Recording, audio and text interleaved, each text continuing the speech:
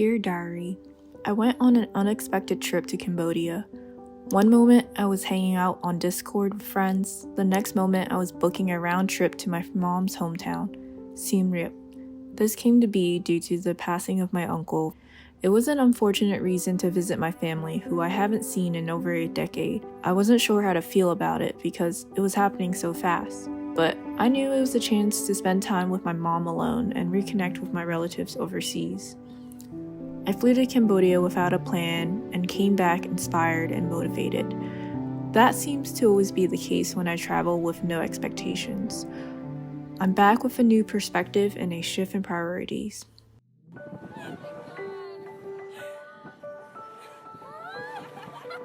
Since I was young, I've always lived a hedonistic lifestyle. It wasn't something I ever claimed, but after stumbling on the concept, I am sure of it.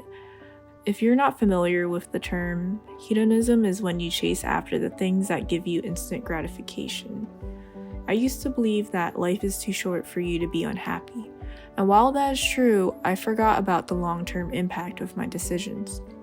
For example, I've always knew I would marry my best friend, have a family, build a home, yet all the choices I was making was delaying those chapters.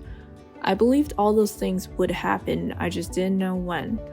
It took me a while to realize that those things simply don't happen because you think about it. It's like practicing manifestation by writing what you want, but not taking any action towards it. The big things only happen if you plan and work towards them. This is not to shame my past decisions.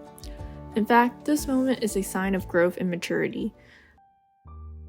So what exactly happened in Cambodia that sort of changed my life? Well, I experienced unconditional love from my family, the type of love that looked like providing us a place of comfort and care, having big family meals together, buying snacks for each other, taking a lot of family photos. It was something I've experienced previously as a kid, but it was so different as an adult. We came with no sort of itinerary besides the fact that we'd be with family, and I loved every moment of it. All I had to do was be present. Being present allowed me to witness a home full of love, a strong support system, sisterly love, and memories being created. This shifted my perspective on why family and community is so important to have and to maintain.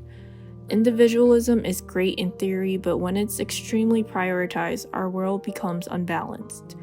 In my previous video, I talked about the conflict of our Asian upbringing versus an individualistic society. I found that it's a balance of both individual freedom and contributing to a community that makes life more fulfilling. One thing that we did often throughout our trip was praying, whether it was at a temple or at our ancestors' grave sites.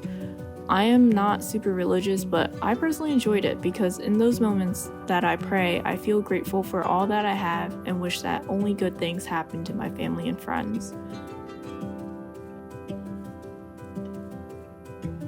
Practicing gratitude has changed my life significantly.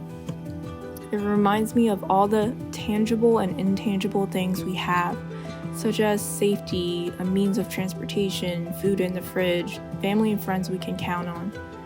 Most importantly, it makes me thankful to be alive. Every decision my ancestors and immediate family have made brought me to this moment. Their sacrifices paved the way for my life, just as my choices will shape the lives of my future family. This trip showed me how we're interconnected in the world, as well as the beautiful life we can have if we learn to love ourselves and the people around us. Thank you to my family in Cambodia for reminding me of how lucky I am. It motivates me to accomplish more out of my life so that one day I can return the love. It inspires me to keep going on my healing journey and to see how my life will unfold. Until next time, love, Sarah.